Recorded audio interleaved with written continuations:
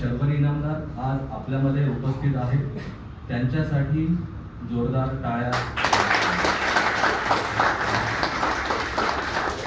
त्यांना घडवणारे डॉक्टर वैभव इनामदार तेही आपल्यामध्ये उपस्थित आहेत. मॅडमपेक्षा जोरदार टाळ्या त्यांच्यासाठी. त्यांनी आपल्याकडून काहीच मानधन घेतलेलं नाही. इतर लोकांकडून ते मिनिमम 1 लाख रुपये मानधन घेतात. तर हा टाळ्यांचा कडकडाट जो आहे हा कोटी कोटी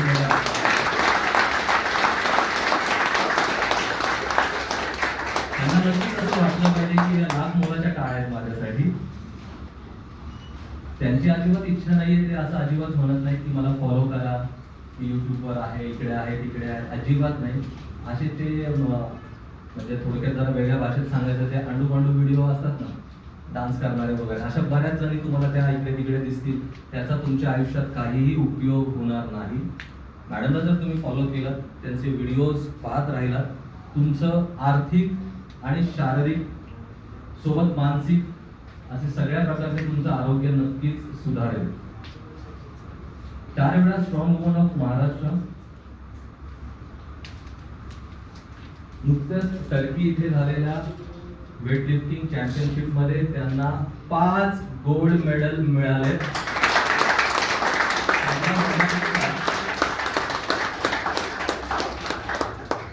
त्यांना म्हणण्यापेक्षा त्यांनी हे भारताला मिळवून दिलेले आहे.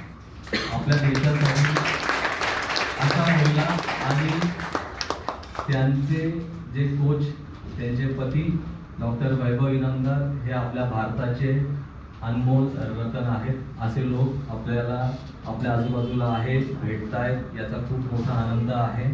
नुसतेच पैशाने मोठे असलेले तर खूप असतात, मनाने आणि कर्तृत्वाने मोठे असलेले असे लोक आपल्या आजूबाजूला आहेत. अनेक सायकलिंग रेस त्यांनी जिंकलेल्या आहेत, पार्टिसिपेट केलेला आहे. खूप मोठा प्रवास आहे त्यांचा. त्या स्वतः डॉक्टर आहेत. त्यांचे मिस्टर डॉक्टर वैभव इनामदार हेही डॉक्टर आहेत. त्याच्याही पेक्षा मोठी गोष्ट त्यांचे आई वडीलही डॉक्टर आहेत. आणि नुकतंच त्यांच्या मुलाला, ऋतुपर्ण त्याचं नाव आहे, त्याला MBBS ला फ्री सीट मध्ये ऍडमिशन मिळालेलं.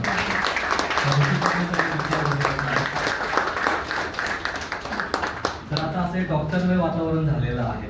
इंजेक्शन देण्यासाठी सर आणि मॅडम तुम्हाला इथे आलेलेच आहेत. तर हे विटामिनचं इंजेक्शन असणार आहे, हे विटामिन Mचं इंजेक्शन असणार आहे. हे घेतल्यानंतर तुमच्या खिशामध्ये पैशाचा कळकळाट होईल. कधी वाटलं मॅडमचा नंबर इथे शेअर होईल, तुम्ही जाऊन त्यांना क्लिनिकला भेटू शकता. विथ अपॉइंटमेंटच जावं लागतं तिथे. आज इथे फक्त ते आपल्या प्रेमापोटी आलेले आहेत. नॅशनल चॅम्पियनशिपसाठी त्यांचं सिलेक्शन झालेलं आहे. मॅडम आय गेस पुढच्या 14 एप्रिलला जाणार आहेत. तर आम्हा सगळ्यांतर्फे, LIC परिवारातर्फे तुम्हाला खूप खूप शुभेच्छा.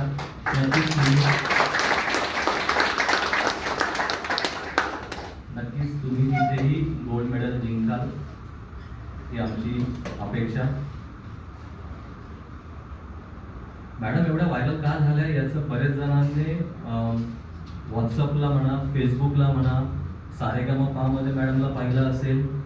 AC चालू नाही घेत सर, प्लीज जरा AC चालू. वातावरण आधीच खूप गरम झालं. तर सारेगामा आहे, फेसबुक आहे, ZTV आहे, BBC मराठी आहे. You name them and she has it, he has it. प्रत्येक चॅनलवर, तो मग टेलिव्हिजन असो, रेडिओ इंडस्ट्री असो, प्रत्येकाने याची दखल घेतलेली आहे त्यांच्या कर्तृत्वाची. आणि त्या सगळ्यात जास्त व्हायरल झाल्या होत्या जेव्हा जिम्स परत सुरू झाल्या आणि साडी घालून त्यांनी एक्सरसाइज केली होती, व्यायाम केला होता. त्यानंतर त्या खूप व्हायरल झाल्या. तर मग असं म्हटलं की चला आता पैठणीची कॉम्पिटिशन आलेली आहे आपली 8 मार्च ते 25 मार्च. हो ना.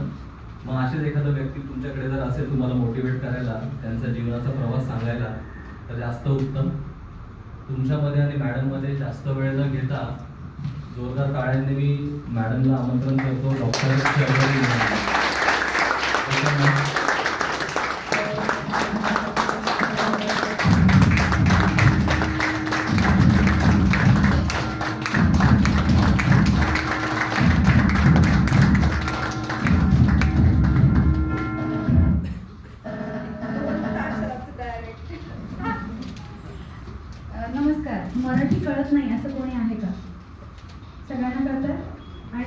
अशा वेळेला एखादा हात वर येतो आणि मी सूचना मराठीत विचारलेली असते आणि त्यामुळे मग मी म्हणते की मी एवढं बोलले म्हणजे आता माझं मराठी तुम्हाला कळणार आहे.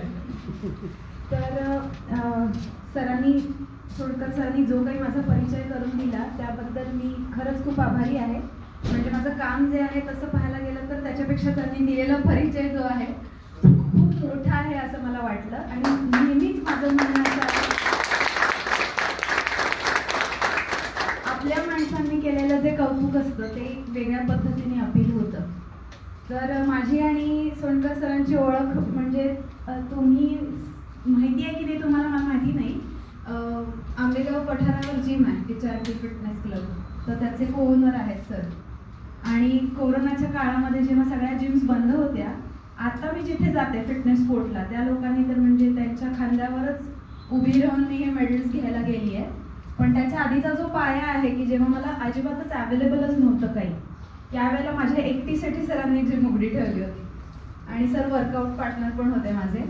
त्याच्यामुळे मला जसं तिथे त्यांनी खूप मदत केलेली आहे त्यावेळेला सुद्धा, तशीच त्याच्यापेक्षा कित्येक पटींनी, कारण LIC हा त्यांच्या हृदयाचा चौथा कप्पा आहे, त्याच्यापेक्षा जास्त मदत नक्की ते तुम्हाला करत असणार आणि इथून पुढेही करणार हे मला माहिती आहे.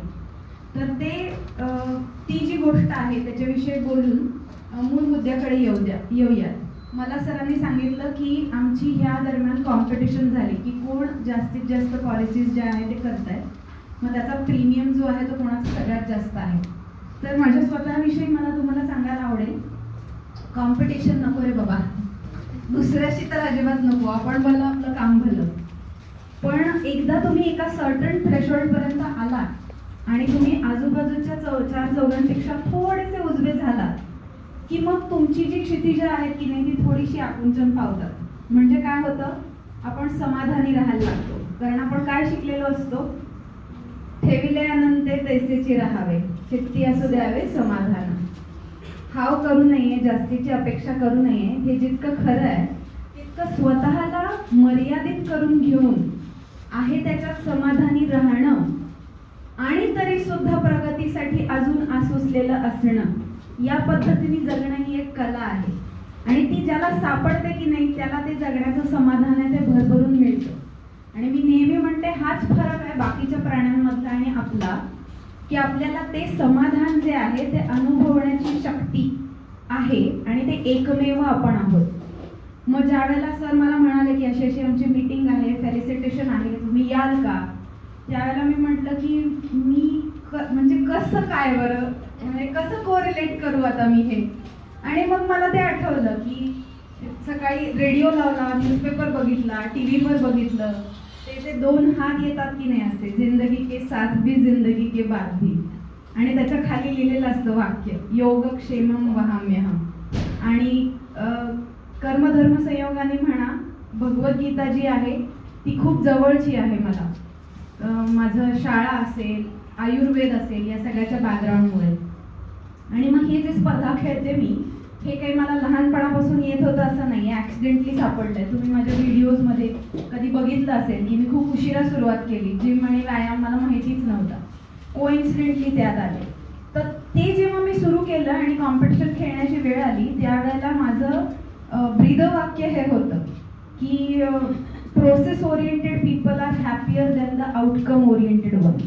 And it sounds glamorous, but the same thing is quote in Bhagavad Gita as कर्मण्येवाधिकारस्ते मा फलेषु कदाचन. ते सेम धागा उचलून इतक्या साऱ्या वर्षापूर्वी इतकी मोठी जी इन्शुरन्सची चेन आहे ती उभी करणारी अभूतपूर्व ही जी LIC आहे, अशा तुम्हा लोकांना भेटण्याचा योग मला यावा, तुमच्या समोर बोलण्याचा योग यावा, हा मी खूप माझा स्वतःचा मला अभिमानास्पद वाटणारी गोष्ट आहे. आणि त्या बाबतीत मी तुमची खूप आभारी आहे की तुम्ही मला आज इथे ऐकताय आणि भेटताय. तर हे जे असं तुमचं काम आहे की आयुष्याच्या लोकांच्या आयुष्याला तुम्ही स्पर्श करता आणि त्याच्यानंतरही त्यांच्या कुटुंबाचं योगक्षेम जे आहे ते होईल व्यवस्थित याची काळजी घेता, तुम्ही त्याचे दूत आहात.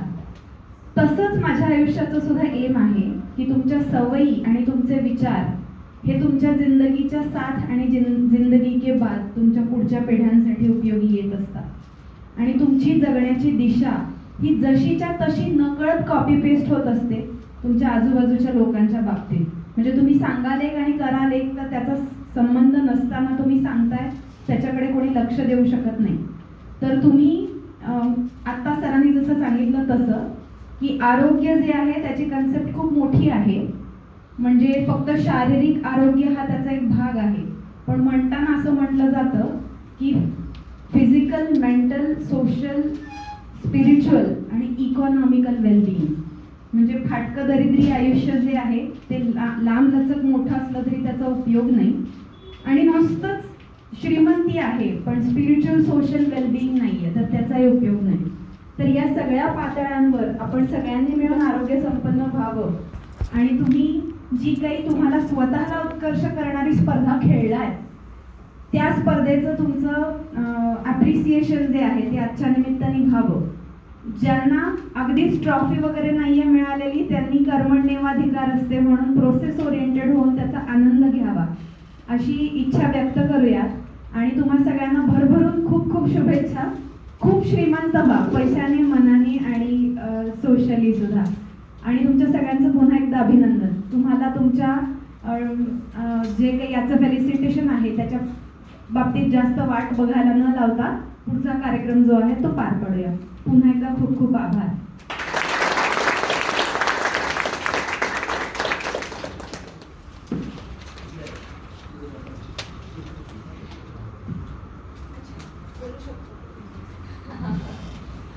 बरं, मगाशी त्यांनी बोर्ड जो घेऊन गेला ना तो एक आणला तर बरं होईल. मग मी तसं पाहायला जर गेलं ना तर मी टीचर पण आहे आणि शिकवण्याची एक पण संधी मी सोडत नाही. त्याच्यामुळे मग थोडंसं जर आपण बोलू शकतो अजून थोडा वेळ, तर मग मला काही गोष्टी तुम्हाला शिकवायला ज्या आहेत त्या आवडतील. तुमच्या क्षेत्रामध्ये तुम्हाला प्रगती करण्यासाठीची जी गोल्स आहेत ती शिकवण्यासाठी तुमच्याकडे मास्तर आहेत. तर त्याच्या बाबतीत पुढे जाताना आयुष्य 100 वर्ष जगायचं कसं आणि ते मजेत जगण्यासाठी आपल्या हातात असणाऱ्या गोष्टी करायच्या कशा, याच्या बाबतीतल्या काही बेसिक गोष्टी ज्या आहेत ना त्या तुम्हाला आज शेअर करायला आणि शिकवायला मला आवडते. आता येणार तर मग सुरुवात अशी करूया की स्त्री असू दे किंवा पुरुष असू दे, लहान असू दे किंवा वयाने मोठा असू दे, इथे बघतीये मी सगळ्या एज ग्रुप मधले लोक आहेत. प्रोएक्टिव्ह होऊन संपन्न आयुष्य जगण्यासाठी प्रत्येक माणूस काही ना काहीतरी करू शकतो. आणि ते करताना हातात घेण्याच्या ज्या गोष्टी आहेत ना त्या खरं पाहायला गेलं तर खूप मोजक्या आहेत.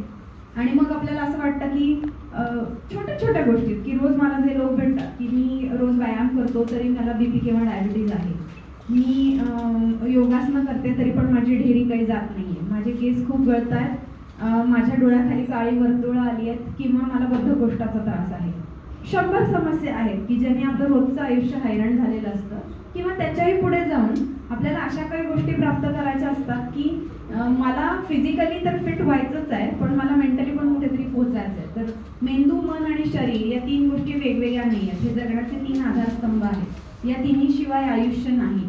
आणि ह्या सगळ्यातून पुढे जेव्हा माणूस जातो त्यावेळेला कॉग्निटिव्ह त्याचं जे फंक्शन आहे ते सुधारतं आणि ते सुधारणं आपल्याला इकॉनॉमिकल ग्रोथमध्ये मदत करू शकतं. हे सगळं जे आहे ते सांगायचं कसं रोजच्या आयुष्यातून ते बघण्यासाठी मी तुम्हाला म्हटलं होतं की आपण वाट बघूया 2 मिनिट. बरं, तर आता इमॅजिन करूया ट्रायपॉड मी म्हटलं तसं, शरीर, मन आणि बुद्धी आणि ह्याच्या आधारभूत असणारा आपला आत्मा. तर स्पिरिच्युअलिटी तिथे येते. तर हे 3-4 गोष्टी जेव्हा कॉन्ट्राडिक्ट होतात की पैसे कमवणं वाईट आहे किंवा मी कसं विकणार, मार्केटिंग जे आहे ते सगळ्यांनाच अपील होतं असं नाही आणि विकल्याशिवाय तर काही पॉलिसीज जात नाही. म्हणून हे 4 गोष्टी जेव्हा एका सुसूत्र पद्धतीने बांधता येतात म्हणजे त्याचा विचार जो आहे तेव्हा कृती घडताना ह्या 3 गोष्टी इनलाईन असाव्या लागतात. म्हणजे काय, मला बुद्धीला जे पटतंय ते माझं मन ऐकतंय म्हणजे your head, heart and your hand are in coordination, then the good things happen for you. मग ते जे द्वंद्व असतं ना त्यातून आपल्याला मार्ग शोधावा लागतो की मला हे करायचंय खरं पण का करायचंय हे जर शोधलं नाही तर कृती जी आहे ती घडत नाही. मग आता ह्या 3 गोष्टी इनलाईन होण्यासाठी काय करावं लागतं? तर पहिलं शरीर जे आहे ते हातात घ्यायचं असते. तर शारीरिक स्वास्थ्य कोणत्या गोष्टींवर अवलंबून आहे? तुम्ही काय खाताय, फिजिकली काय ऍक्टिव्हिटी करताय, आणि झोप व्यवस्थित वेळेत घेताय, विचाराची दिशा कशी आहे. म्हणजे सगळं व्यवस्थित आहे, पण मनस्थिती बिघडलेली आहे म्हणून डिप्रेशन जाणवतं आणि मग शारीरिक व्याधी सुरू होतात. याच्यासाठीची मानसिक बैठक आणि तुमचं मेडिटेशन जे आहे ते कामाला येईल. पण कधी? ज्या वेळेला तुमचं खाणं आणि फिजिकल ऍक्टिव्हिटी व्यवस्थित असेल तेव्हा. मग आपण काय समजतो? मी काय खातो? पोळी भाजी वरण भात, पोहे उपीट शिरा, समोसा, हल्ली तर सगळं सांगणारे लोक आहेत. आणि मग आपल्याला हे कळायला पाहिजे. तिथे एकच इसेन्स सांगेल, याच्यावर इतके व्हिडिओज टाकलेत मी की ते बघितल्यानंतर कदाचित तुमच्या लक्षात येईल. बाय डिफॉल्ट मी सांगते की ज्या वेळेला तुम्ही तुमची अन्निक उरकत असताना त्यावेळेला हेडफोन घालून ते व्हिडिओज जर तुम्ही टाकून ठेवले कानामध्ये तर तुम्हाला बऱ्याच नवीन नवीन गोष्टी कळतील. पण थोडक्यात एकच सांगेन की मी आज साडी नेसली आहे, यांनी पंजाबी ड्रेस घातलाय, त्यांनी साडी नेसली आहे, त्यांनी शर्ट पॅन्ट घातलंय, यांनी फॉर्मल घातलंय, आपण सगळ्यांनी वेगळे कपडे घातले. जसं भगवद्गीता सांगते की निवासांसी जीर्णानी यथा विहाय. म्हणजे काय? की आत्मा जसं आपण कपडे चेंज करतो तसं शरीर चेंज करतो ना, तो जगतो ना मरतो.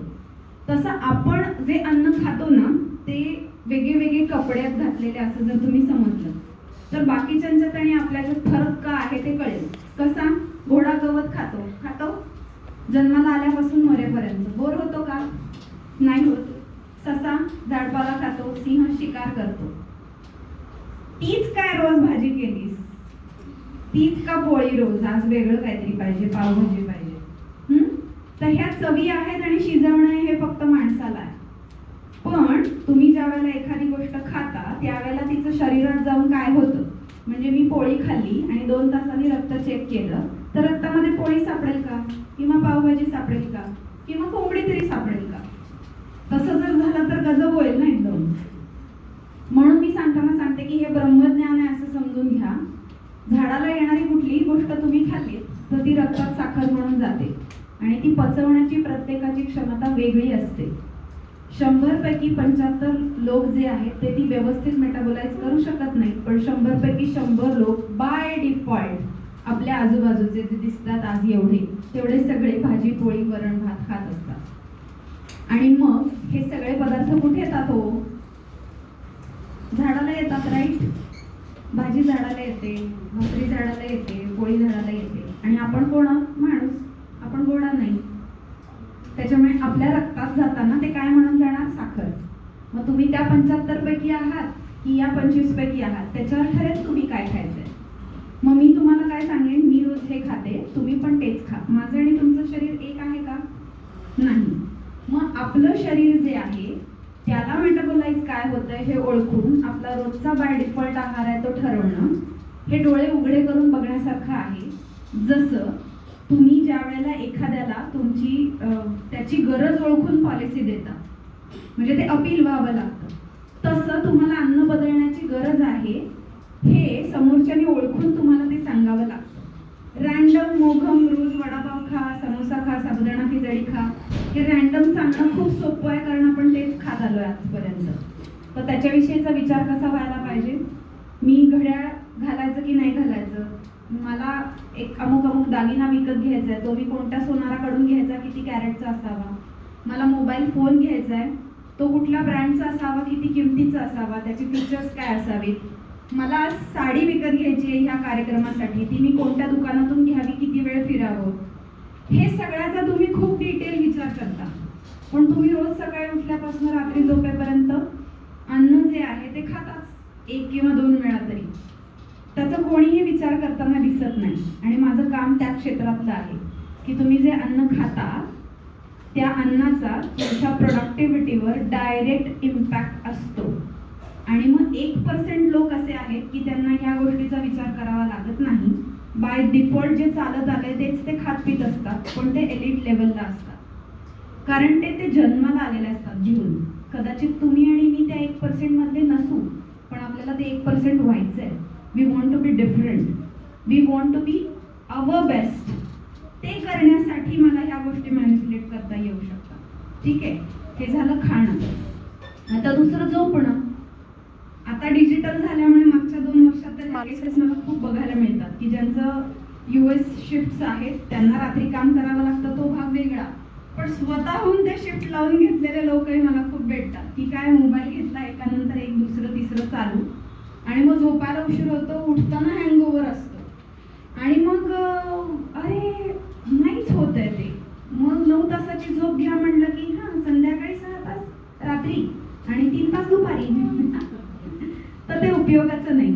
जसं खाण्याकडे दुर्लक्ष होतं तसं झोपेचा जो गणित आहे की नाही त्याच्याकडे दुर्लक्ष झालेलं दिसून येतं. त्याचं महत्त्व जे आहे ते लक्षात घेतलं जात नाही.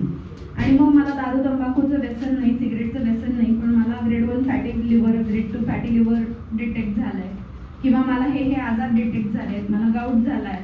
हे ज्या सगळ्या समस्या असतात की ज्याला सो कॉल्ड लाईफस्टाईल डिसऑर्डर्स म्हणतात, या मागे जडलेल्या असतात. मग प्री डायबिटीज असू दे, डायबिटीज असू दे, PCOS असू दे, किंवा बायकांमध्ये मेनोपॉजमध्ये होणाऱ्या आणि पुरुषांमध्ये अँड्रोपॉजमध्ये होणाऱ्या तक्रारी असू दे.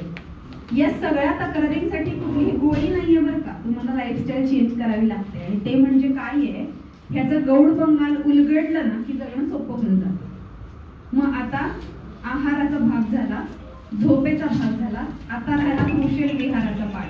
सगळ्यांनी तुझून power lifting, weight lifting, gym training करायला पाहिजे का नाही, पण जसं कारल्याची भाजी आई खायला लावते आपल्याला आवडत नसली तरी, तशी काही गोष्टी ज्या आहेत ना त्या करून आनंद मिळतो आणि त्याचं व्यसन लागणं सोपं होतं. आणि काही गोष्टींचं व्यसन हे लावून घ्यावं लागतं. मग स्ट्रेसचे जे 2 प्रकार आहेत की यू स्ट्रेस आणि बॅड स्ट्रेस.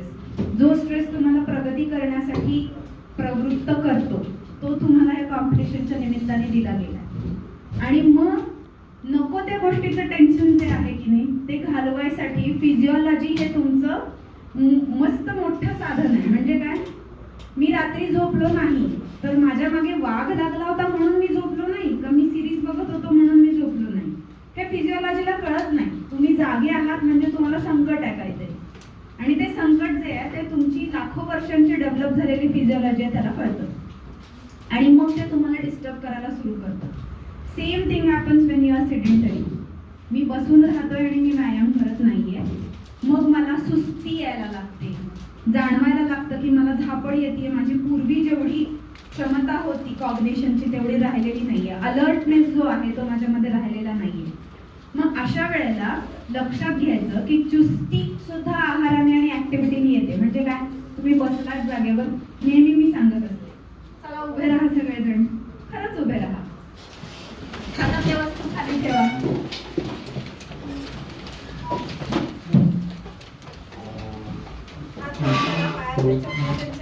काढून ठेवा, हात वर करायचे आणि ताणायचे. त्याचा वर उचलायचे, पूर्ण दीर्घ श्वास घ्या, श्वास सोडा. 10, 9, 8, 7, 6, 5, 4, 3, 2, 1. सावकाश खाली या. आणि मग जागेवरच मी म्हणते की 10 उड्या मारायच्या. 1, 2, 3, जोर आता. 1, 2, 3, 4, 5. आणि आता एक हात वर करून साईडला न्या. 10, 9, 8, 7, 6, 5, 4, 3, 2, 1. दुसरा पण 10, 9, 8, 7, 6, 5, 4, 3, 2, 1. आपल्या मागच्या माणसाकडे बघा, उजवीकडून मागे खाल्ल्याचे मागे. 10, 8, 7, 6, 5, 4, 3, 2, 1. दुसरी साईड.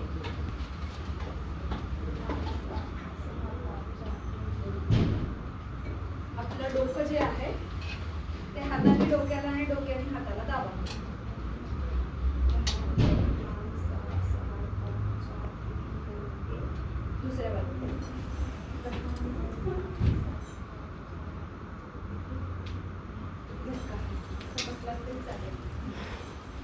तर काय होतं माहितीये का की आपल्याला ऍक्टिव्हिटी करण्यासाठी आपण जन्माला आलो. जागेवरून हल्लोच नाही तर समजा आपण गुहेत राहत होतो त्या काळात आहोत, जागेवरून आपण हल्लोच नाही तर त्या काळात आपल्याला अन्न मिळण्याची शक्यता होती का? स्विगी झोमॅटो होतं का त्यावेळेला? नाही. तर फिजिकल ऍक्टिव्हिटी केल्यानंतर आनंद मिळेल ही सिस्टीम आहे आपल्या इथे. आपली जी अँसेस्ट्रल सिस्टीम आहे की नाही ती कशासाठी आहे तर तुम्ही अन्न मिळवून जिवंत राहावं यासाठी आहे.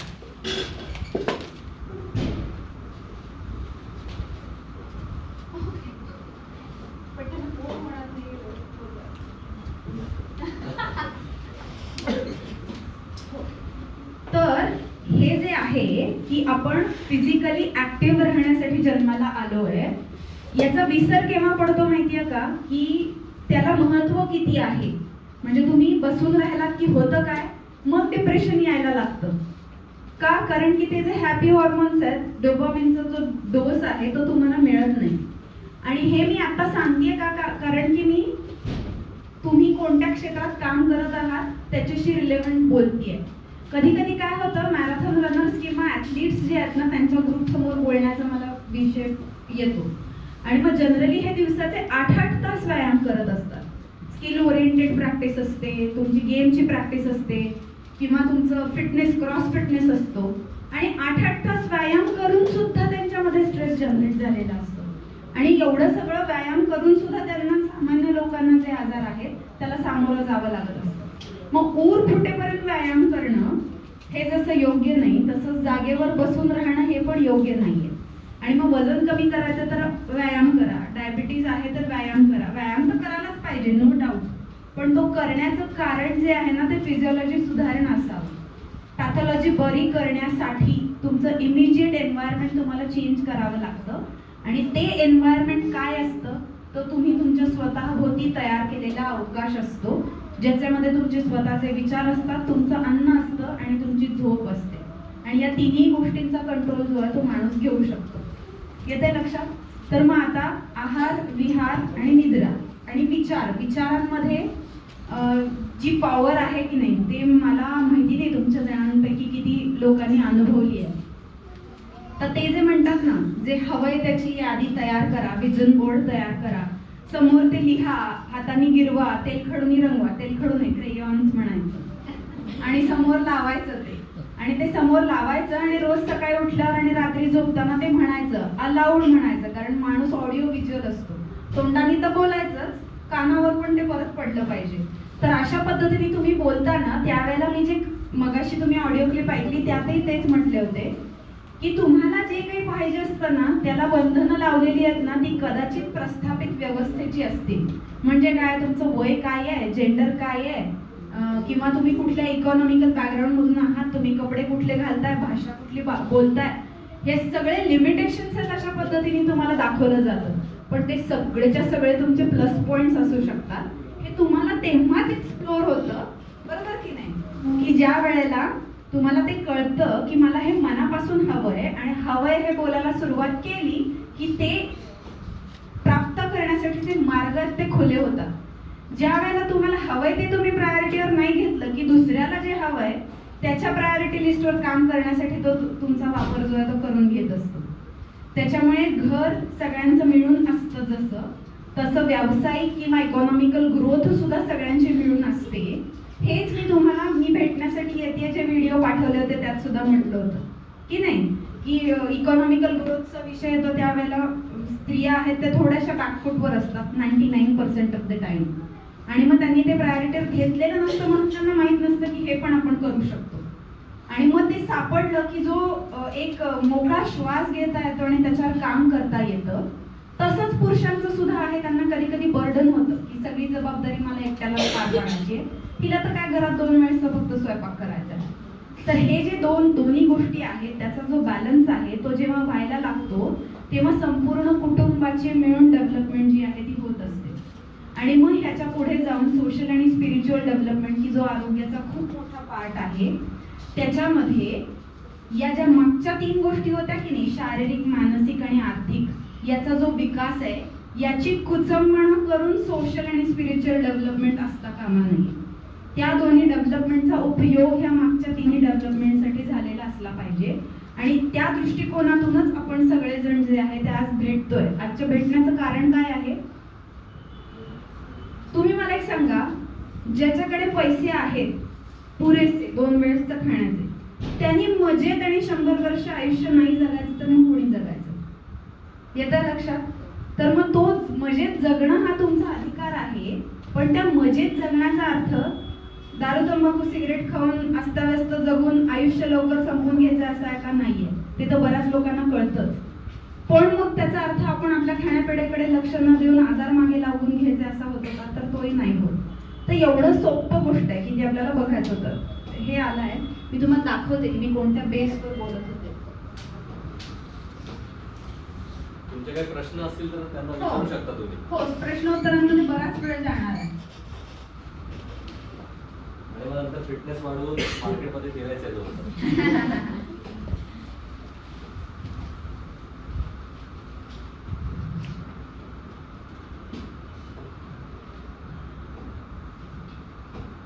फिजिकल, मेंटल,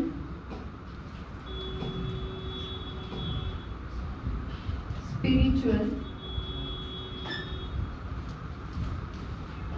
सोशल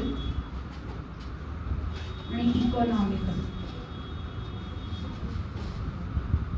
फिजिकलचा मोठा इम्पॅक्ट जो आहे तो तुमचा आहार, व्यायाम, विचार, झोप आणि सरप्राइझिंगली या चारही गोष्टींचा इम्पॅक्ट या हेल्थवर पण असतो. आणि हे जे 3 गोष्टी आहेत की नाही, ह्या एकमेकांशी कॉन्ट्राडिक्टरी जर झाल्या तर आपण मार्केटिंग जे ते करू शकत नाही. म्हणजे बोलणाऱ्याची माती आणि दगड पण खपतात आणि न बोलणाऱ्याचं सोनं जे आहे ते पण पडून राहतं. हे आपल्याला जर नको असेल तर हे तुम्हाला सगळं सिंकमध्ये घ्यावं लागतं, तर तुमची प्रोडक्टिव्हिटी आहे ना ती 10-fold वाढते. मला उत्साहच नसतो किंवा मला लो फील होतं आणि कॉन्फिडन्स वाटत नाही, याच्यावर काम केलं ना की त्या सगळ्या गोष्टी ज्या आहेत त्या चुटकीसरशी सॉल्व्ह व्हायला लागतात. कॉन्फिडन्स ही काय कुठल्या झाडाची चिडिया नसते, ती प्रॅक्टिसनी येते. भाव अभ्यासनम अभ्यासशीलनम सतत क्रिया. म्हणजे काय? एखाद्या गोष्टीचा सतत सतत सतत सतत सराव करत राहिलं की ती अंगवळणी पडते, सवयीची होते. तेच कॉन्फिडन्सचं पण आहे. It's just like a muscle. You go, you train it and you come better. जसं हे आहे तसंच तुमच्या कॉन्फिडन्सचं पण आहे. त्या कॉन्फिडन्सवर तर डायरेक्ट काम करता येण्यासारखी गोष्ट आहे आणि तो फिजिकल ॲक्टिव्हिटीने आणि नीट खाण्याने वाढतो. ठीक आहे. आता एवढं सगळं मी बोलले, त्याच्यातला रिलेव्हन्स तुम्हाला काय काय कळला, मुख्य म्हणजे तुम्हाला त्यातलं काय अपील झालं हे तर मला ऐकायचंच आहे. आणि मग शंका ज्या आहेत ते सुरू होतील. कोण कोण बोलताय? माईक घेऊन बोललं तर बरं होईल.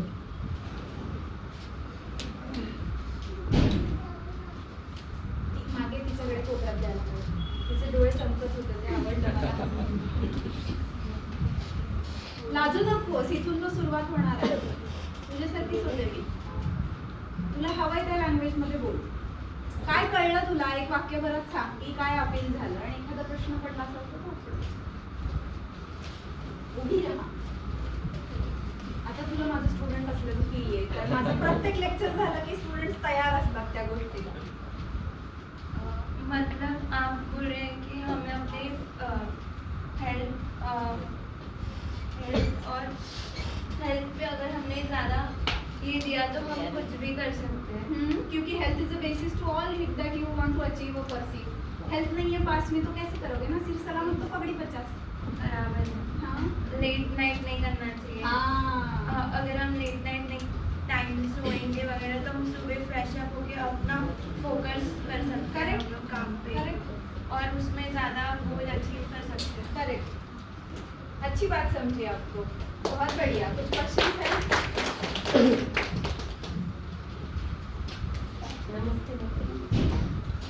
शरीर आणि मन जर आपलं सुदृढ असलं तर आपण चांगली ऍक्टिव्हिटी करू. बरोबर. आणि LIC मध्ये पण पुढं. करेक्ट. हाँ. तेच तर मी बोलणार आपलं. थँक्यू. नेक्स्ट कोणी? नाही द्यायचं बिंदास. बिंदास. याच्याकडे एक द्या, नंतर त्याच्या मागे पण द्या. ह्या तुम्ही गोष्टी सगळ्या सांगितल्या ना, त्याच्यासाठी मग स्पेशल होऊ शकतो मग.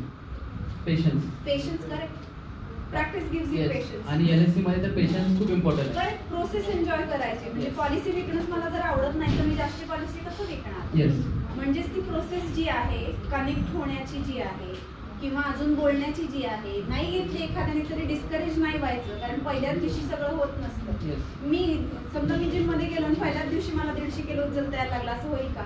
नाही. 2 किलो 2.5 किलो 5 किलो पासून सुरुवात करायलाच लागेल की नाही? Yes. तसंच पेशन्स जी आहे ते खूपच इम्पॉर्टंट आहे. ते कुठल्याही याच्यामध्ये LIC तर आहेच. येस इथे रहस्य वाचलं होतं. तुम्ही सांगितलं की आपले Secret ना? सिक्रेट तर मराठीमध्ये वाचलं. बरोबर, बरोबर. तर विचार हे तुमचे खूप पॉझिटिव्ह असणं गरजेचं आहे. बरोबर. तुम्ही आता सांगितलं की मला त्यावेळेस पडले होते हं. आणि मी त्या पद्धतीने ग्रोथ करत गेलो. म्हणजे तुम्ही सांगितलं तुमचा गोल फिक्स करा, तुम्ही त्याच्यावर विचार करा, ते स्वतः ऐका, पहा आणि मग त्याच्यानंतर तुमची आपोआप इम्प्लिमेंट होत जाते. Actions आता इथून होतात. पाठीमागं जर तुम्ही पाहिलं की तुम्ही ज्या गोष्टी केल्यात तर ते तुम्ही विचार आणि प्रयत्नातून केलेले आहेत. त्यामुळे तुम्ही ते सतत करत राहा. ते आता तुम्ही सांगितलं ते पडलं. तुमचे गोल अचीव झाल्यानंतर पुन्हा नेहमी तुम्ही गोल समोर ठेवले पाहिजे. आपल्याला काय करायचंय? सपोज प्रोग्रेस हा, is progress is- slightly outside your comfort Yes, zone. yes, yes. Goal achieve झाला की तो कम्फर्ट झोन झाला आणि मग कम्फर्ट त्याच्या झोन मध्ये नाही गेलं पाहिजे. हा थोडस पुढे Yes. म्हणजे तेच समाधानी आहे मी, हा. पण मला अजून जे मिळवायची इच्छा आहे हा. त्याच्या बाबतीत सुद्धा मी तेवढाच कनेक्टेड आहे. म्हणजे राहून हातपाय पसरून हा आता रिटायर्ड लाईफ असं नाहीये. कारण ग्रोथ थांबली ना, थांबला तो संपला. हे आयुष्यात सगळ्या गोष्टीला लागू आहे. बरोबर.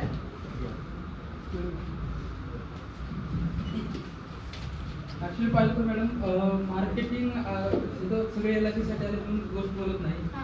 फिजिकली स्ट्रॉंग असणं महत्त्वाचं आहे. हो. फिजिकली स्ट्रॉंग असेल तर मार्केटमध्ये जॉब असेल किंवा तुमचा बिझनेस असेल किंवा कोणती फील्ड असेल तिथं तुम्ही परफॉर्मन्स तुमचा ग्रेट असेल. आणि पाहिलं तर पेशन्स मार्केटिंग म्हणलं तर टार्गेट आलंच. टार्गेट बेस असल्यामुळं असं नाही की आता तुम्हाला टार्गेट 100चं दिलं, बट 100 टार्गेट अचीव्ह करायचं असेल तर तुम्हाला हजार ह्याच्यामध्ये तुम्हाला वर्क करावं लागतं. बरोबर त्यावेळेस आहे. तुमचं 100 अचीव्ह होणार. बरोबर. ते मार्केटिंगमध्ये सगळ्याच फील्डला लागू होतं. बरोबर. त्यामुळे तुम्ही जे सांगितलं ऍक्च्युअली फक्त पहिल्यांदा फर्स्ट जे आहे ती फिजिकली तुम्ही स्ट्रॉंग किती येतं त्याच्यावर बाकी सगळ्या गोष्टी सगळ्या डिपेंड आहेत. बरोबर. फिजिकल आणि मेंटल स्ट्रेंथ Yes. प्रोडक्टिव्हिटी वाढवतेच तुमची. येस खचून न जाणं, येस गिव्हअप न करणं, आणि म्हणजे marketing- हवंय त्याच्यासाठी प्रयत्न करत मार्केटमध्ये राहणं. जर तुम्हाला लॉंग टर्म जर विषय असेल म्हणजे तुम्हाला फ्युचर तुमचं लॉंग टर्मसाठी असेल तर तुम्ही पहिल्या 10 किंवा 20 ट्राय करायला असाल त्यावेळेस तुम्हाला ऑफिस तर येणार 100%.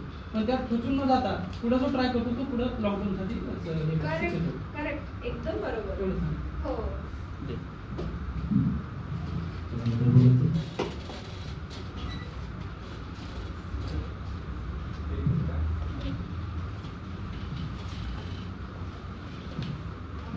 Ma'am, I have a question. Actually, how to get a consistency in your work? I tried many times. I made a timetable as well, but I failed. Okay so this is the classic one. मतलब क्या हम शुरुआत तो करते हैं पर consistent नहीं रह पाते. आप सामने बैठे कौन है ये? आपकी शादी हुई है? आपको बच्चे हैं? Yeah. कितने साल के? 5 years old. 5 years old. So जब डिलीवरी हुई थी तब का याद करो. जब रात को उठ के रोता, बच्ची है, बेटा है, रोता था वो, आपने कभी इग्नोर किया उसके रोने को? रोने दो, इसका तो रोज का ही है. इसने पॉटी की है, उसका जो डायपर है या फिर उसका लंगोट है वो बदलने के लिए डिले किया कभी आपने? क्योंकि आपको पता है आपके सिवा दूसरा कोई नहीं करने वाला, ये मुझे करना ही है क्योंकि ये मेरा बच्चा है. When your emotions are attached to the work you are doing, that's what I was trying to tell. कि ये जब सिंक में होता है ना तो कंसिस्टेंसी अपने आप आ जाती है. जैसे बताया करते थे, पढ़ा होगा आपने कहीं पे, अगर आपने फोल्डेड लेग्स के साथ बैठे हो मांडी डाल के और एक 20 किलो की गोनी रख दी आपके पैरों के ऊपर, तो 15 मिनट बाद आप क्या बोलोगे? नहीं करना मुझे ये, मेरे पैर को बहुत ये हो रहा है. हाँ, और वही 20 किलो का आपका बच्चा रख दो गोद में, वो शायद बीमार है तो 2 दिन भी बैठे रहोगे आप वैसे. So when your emotions are attached to your goals, it has different power. जो धार होती है ना तलवार की, वो आ जाती है. इसलिए मैं बोलती हूँ कि आपको जो चाहिए ना, आप कहाँ हो ये शायद रिलेवेंट नहीं है, लेकिन आप कितने शिद्दत से वो चाहते हो वो मायने रखता है जब कंसिस्टेंसी की बात आती है. तो it should come naturally. And when it is going to come naturally when you are going to attach yourself, you as a human being to it. मतलब ये मैं गाय भैंस को अगर बोलूँगी ना तुम ये काम करो, तो वो तो बेसिक इंस्टिंक्ट से हिसाब से चलते हैं. उनको तो पॉलिसीज नहीं बेचनी होती, ना पैसे कमाने होते हैं. ये तो इंसान को ही करना पड़ता है. तो अभी आप ढूंढो आप क्या काम करना चाहते थे जिसमें कंसिस्टेंसी नहीं हो रही है. LIC के तो आपको ढूंढना पड़ेगा कि आपको LIC क्यों करनी है. शायद पॉलिसी बेचना ये आपकी मतलब फर्स्ट प्रायोरिटी नहीं है, लेकिन उससे मिलने वाले जो पैसे हैं उससे आप क्या करने वाले हो, ये आपकी इमोशनल थिंग हो सकती है. वो तो आपको ढूंढना पड़ेगा. और ये किसी भी फील्ड में लागू होता है. कोई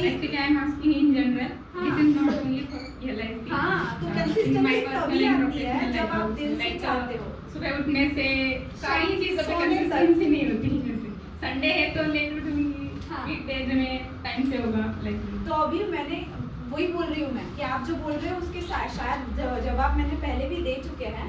अभी सोचो कि मैं मेरी उम्र जो है X है, अभी बता देती हूँ, अभी 40 की हूँ मैं, और मेरे 2 बच्चे हैं और मैं कंपटीशन को जाऊँगी और मेरी कंपटीटर यंग होगी 22-25 साल की कोई लड़की, और मैं वहाँ पे जाके उस वजन को बोलूँगी कि नहीं मेरे पेशेंट्स आए थे, नहीं मेरे को खाना बनाना पड़ा, आज मेरी प्रैक्टिस मिस हो गई, ये गेस्ट आए थे, मेरा बच्चा बीमार था, मुझे कॉलेज में सुपरविजन लगी थी तो मैंने प्रैक्टिस नहीं की. तो that thing is not going to lie to me, neither my competitor.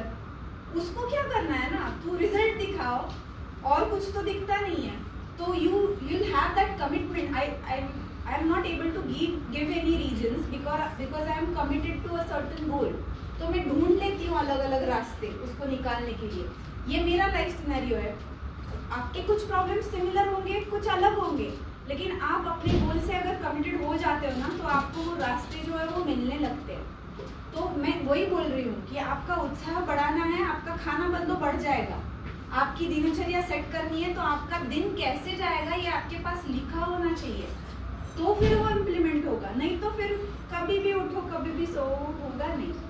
तो जो चीज़ें कंट्रोल में ले सकते हो उसका कंट्रोल लेना. और जो कंट्रोल भी देखो वहाँ पे लड़ाई चल रही है यूक्रेन में, उस पर आपका कंट्रोल है.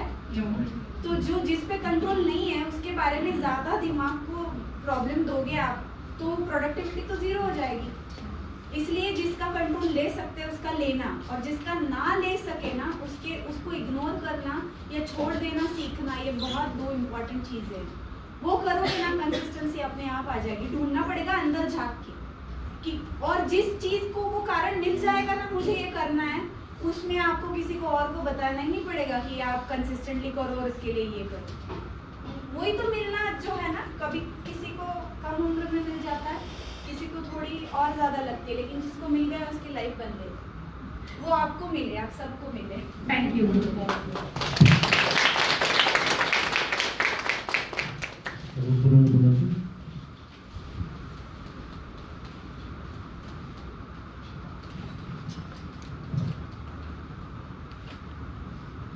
ಹೆಸರು ಬಂತು.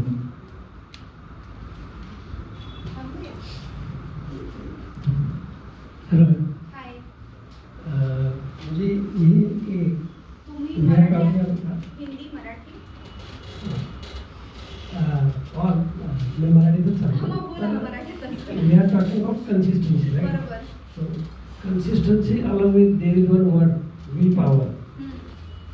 आपण समोरच्याला एक कन्सिस्टन्सीवरती म्हणा किंवा mental, physical, spiritual all the thing, but will power असं आहे की विल पॉवर एखाद्यावर नसेल, कोणी मार्केटमध्ये असू द्या किंवा नसेल, you are talking about 1 hour, half an hour, but the person who is standing in front of you, just listen and all the thing, he have the consistency. वो उठता है, सुबह उठता है, मतलब the regularity he have, Rituals are there. but will power अगर नहीं है, मुझे करना है, until and unless he try to that, वो कर नहीं पाता है. That is most ते important. जे आहे की नाही, ते आतलं चिंगारी जी आहे ती हवा घालून तिचा जाळ होतो, ती असते ना त्यावेळेला विल पॉवर आणावी नाही लागत. म्हणजे सकाळी उठायचं, काम करायचं, झोपायचं, हे जे रहाट गाडगा आहे की नाही, हे सगळ्यांचं चालू असतं. लोक सिन्सिअर असतात. विल पॉवर आणावी लागते ना, कधी आणावी लागते, ज्यावेळेला तुम्हाला जे तुम्ही करताय त्याच्यामध्ये तो स्पार्क आहे त्याला काही मिळत नाही. तेच माझं म्हणणं आहे की ज्या वेळेला लहान मुलांचं सुद्धा तुम्ही बघा की ठराविक ते ॲडिक्शन जे आहे त्यांचं ते गेम आणि हे ते मिळालं की रात्र दिवस जागायला तयार असतात ते, पण अभ्यास करायला बसवल्यावर त्यांना ते नको असतं. चांगल्या गोष्टींचं व्यसन लावणं याच्यासाठी कन्सिस्टन्सी उपयोगी येते, पण चांगल्या गोष्टी ज्या आहेत त्यांनी आतला स्पार्क जागा होणं याच्यासाठी व्यायाम करावा लागतो मनाचा. आणि ती विल पॉवर आणून येत नाही, ती आतून जेव्हा येते ना त्यावेळेला तो माणूस त्या क्षेत्रात पुढे जातो, काहीतरी एक्स्ट्रॉऑर्डिनरी होतो. त्याच्यामुळे ज्यांच्याकडे ती नाही आहे ती त्यांची चूक नसते, त्यांना ते अजून सापडलेलं नसतं. आपल्याला शक्य त्या पद्धतीने आपण हेल्प करायचा, अदरवाईज आपण त्यांना माफ करायचं, त्यांच्यात चिडचिड करून उपयोग नसतो. तर विल पॉवर येते, केव्हा येते? जेव्हा ते आतलं सापडतं तेव्हा येते. Thank you madam. आपल्या शाखेचे ब्रांच मॅनेजर मी रिक्वेस्ट करतो डॉक्टर वैभव इनामदार यांनी स्टेजवर यावं प्लीज.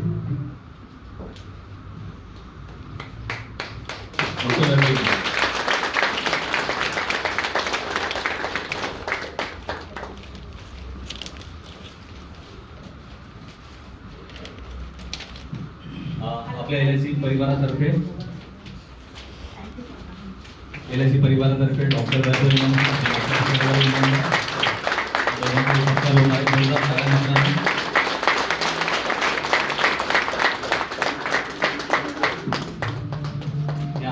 अजून एक पॉलिसी कर, तू अजून करू शकतोस, कीप इट अप वगैरे वगैरे. तर मॅडमचे DO आहेत ते. सर्वांना अभिनंदन आणि शुभेच्छा. आणि त्यावेळी कुठलीही अपेक्षा न ठेवता ॲक्च्युली पोलीस तिथं रोज यायचे आणि सगळ्या जिम्स वगैरे बंद होत्या, सगळ्यांना फाईन असायचा. त्यावेळी त्यांनी फक्त आमच्यासाठी तो सेटअप उघडून दिला आणि त्याचं रूपांतर पुढे जाऊन एशियन चॅम्पियनशिपमध्ये होऊ शकलं.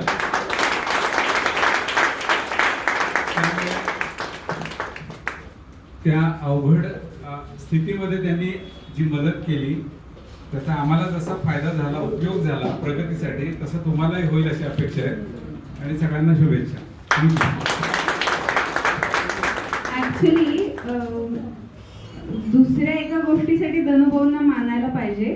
म्हणजे आता ओघाने मला आठवलं, आम्ही इथे आलो त्या वेळेला बरोबर 19 वर्षापूर्वीची गोष्ट आहे. माझं वय वर्ष 19 आणि माझ्या पुढे 10 वर्ष माझे सर डॉक्टर वैभव इनामदार, त्यांच्या PGची ॲडमिशन जी होती त्याच्यासाठी लिव्हिंग सर्टिफिकेट घ्यायला ते सोलापूरला जाणार होते. ते म्हणाले तसं ट्रॅव्हलच्या गाड्या ज्या आहेत ते इथे थांबायच्या आणि त्यांना सी ऑफ करायला आम्ही इथे आलो होतो. आणि 19 वर्षापूर्वी त्यांनी मला इथे विचारलं होतं याच कॉर्नरला की आपण लग्न करूयात का.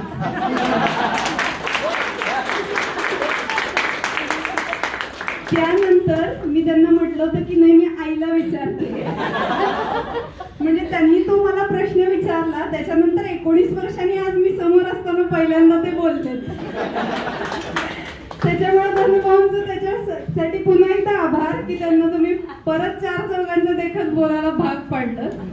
आणि जुन्या आठवणी इथे आल्यामुळे ताज्या झाल्या. आम्ही खाली उतरलो त्याच वेळेला आमचा तो विषय झाला की आपण बहुतेक त्याच्यानंतर पुन्हा पहिल्यांदाच येतो इथे.